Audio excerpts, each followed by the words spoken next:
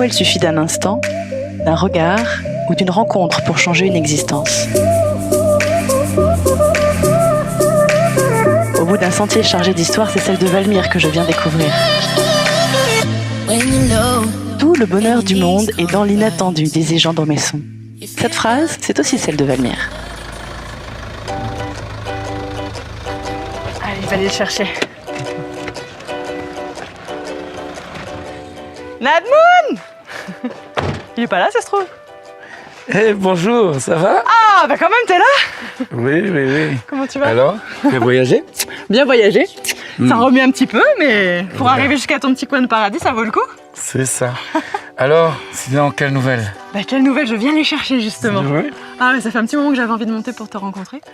Ouais, bah, surtout, c'est sympa. Découvrir Sympa. ton lieu, là on est loin, on est très haut ici. 1800 mètres, je crois. 1800 mètres, mais il fait beau en tout cas. Tu me fais découvrir un peu? Allons? Allons? Ça fait combien de temps que t'es là maintenant? 10 ans. 10 ans que t'habites le Dimitile? Ouais. Ah Alors, ouais. pas tous les jours, mais maintenant, on va dire 4 jours par semaine. D'accord, ok.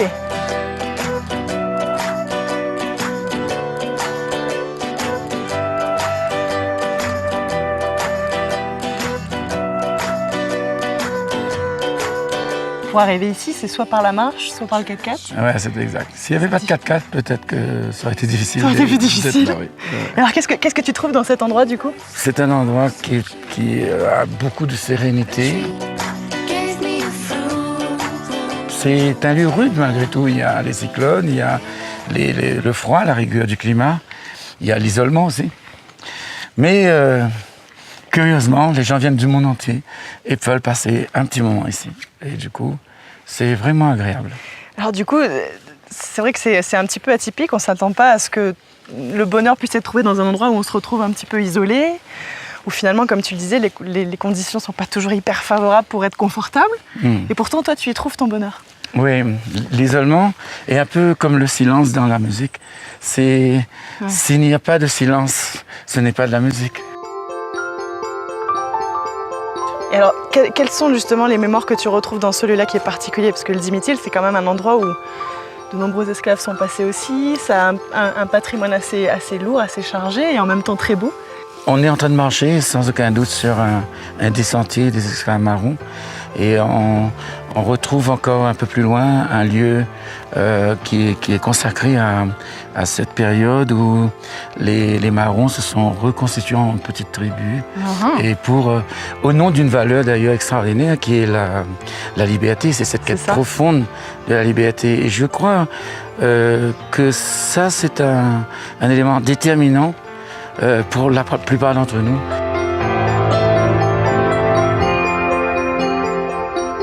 And rusting in the rubble, running to a fame. C'est quoi pour toi ton essentiel? Ce qui fait que justement, quand tu as ça, tu es bien.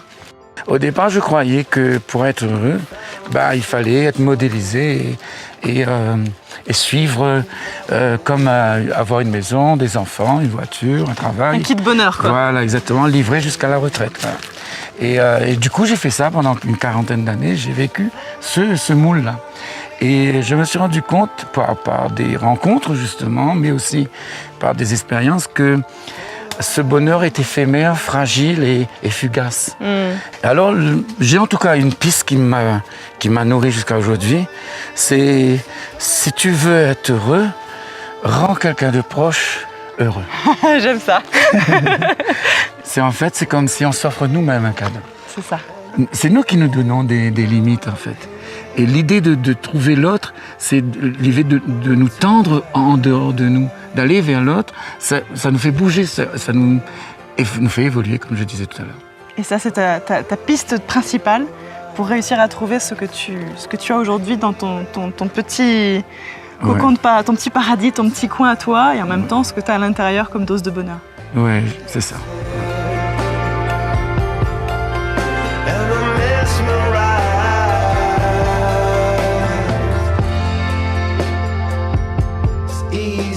Le comble, c'est que quand j'avais 11 ans, j'étais juste en face à Sillaos.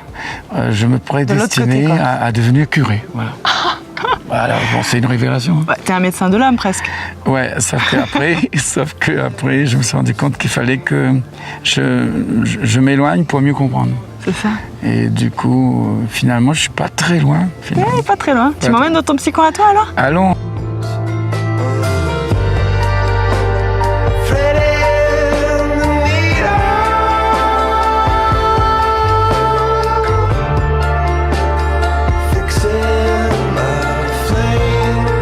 Goûter, sentir, découvrir et même ralentir. Voilà ce que je découvre en venant rencontrer Valmir. Sois heureuse un instant, me dit-il. Cet instant, c'est toute ta vie.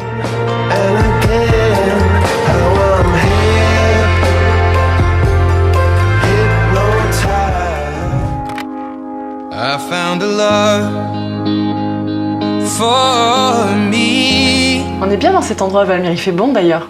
Oui, comme je vis ça souvent, c'est aussi le silence qui est un élément déterminant. C'est un endroit où tu te recueilles, un endroit où tu accueilles aussi. Et un endroit qui est le cœur de ta maison, j'ai l'impression. D'ailleurs, il y a une très belle cheminée. Oui, je sais que j'ai découvert en fait avec le temps que la nature qui est autour est un peu notre reflet de notre propre nature. Et en plus, proche d'une cheminée, on amène en fait les gens à être plus simples et à être plus vrais. Et on s'est rendu compte que finalement, à l'endroit où elle est d'ailleurs, il y a une sorte d'énergie, qui est amplifiée et qui procure un bien-être. Donc tu l'allumes le matin et tu la laisses comme ça, en continu. Ouais.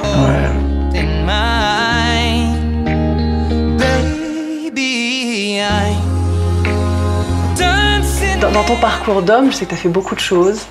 Tu nous as beaucoup parlé de ton bonheur, mais il y a forcément eu des passages de ta vie qui ont été difficiles et qui ont fait partie des épreuves à vivre, qui t'ont mené jusque-là. Est-ce que tu peux nous en parler un peu?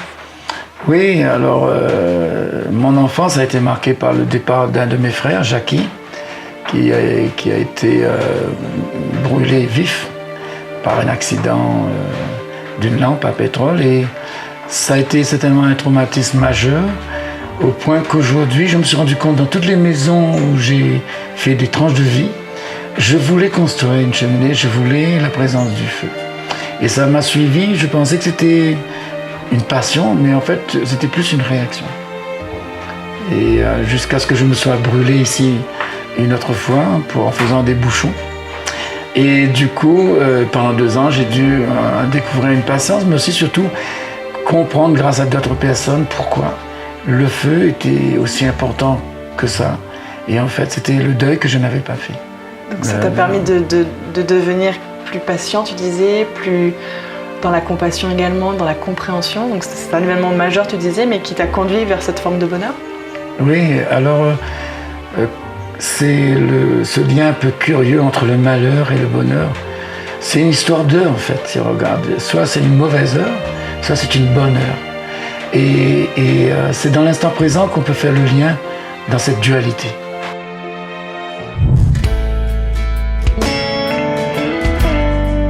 Cet instant présent, comment tu le cultives toi quand tu reçois les gens qui sont de passage simplement ici?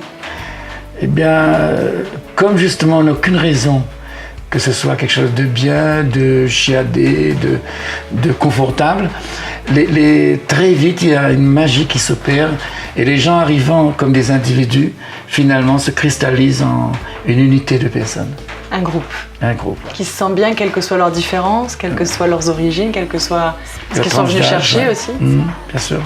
Avec tout ce que tu m'as dit, Valmir, c'est tellement beau de voir comment tu es heureux à l'âge que tu as, avec toute ton expérience.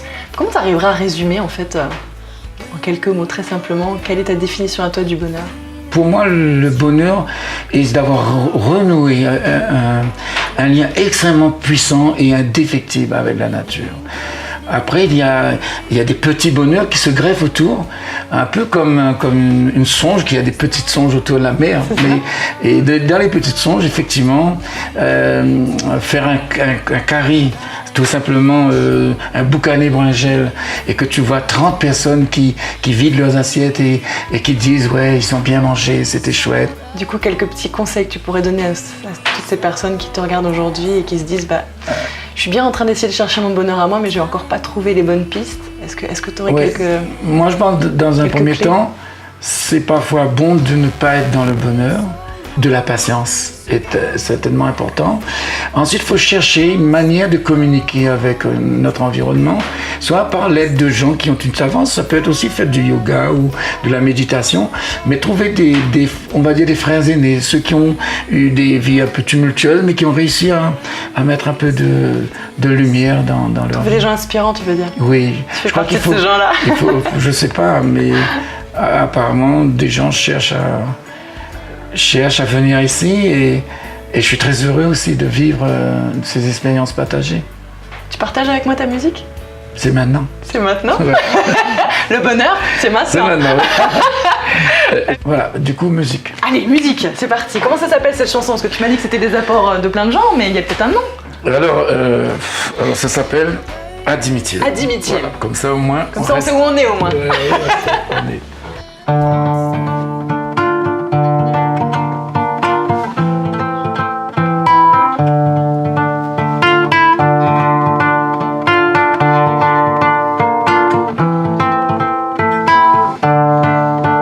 J'ai rêvé d'un monde meilleur où j'explore le bonheur. Une maison, une forêt, des instants partagés. Les gens qui viennent à la maison, peu importe leurs intentions, ils veulent toujours rêver de ces moments de liberté. Admet-il, tout est tranquille au sommet de l'île. Tout paraît facile, come on, admet-il. Tout est tranquille au sommet de l'île. Tout paraît facile. Merci Valmir, franchement, merci beaucoup. De rien, merci beaucoup. Merci, merci à toi. Et à vous tous. C'est magnifique. Quelle jolie rencontre et quel joli moment. Avec Valmir, j'ai appris que tout mettre en équilibre, c'est bien, mais tout mettre en harmonie, c'est mieux. Une chose est sûre, le bonheur, c'est maintenant. Admet-il, tout est tranquille au sommet de l'île. Tout paraît facile, come on, admet-il. Tout est tranquille au sommet de l'île. Tout paraît facile.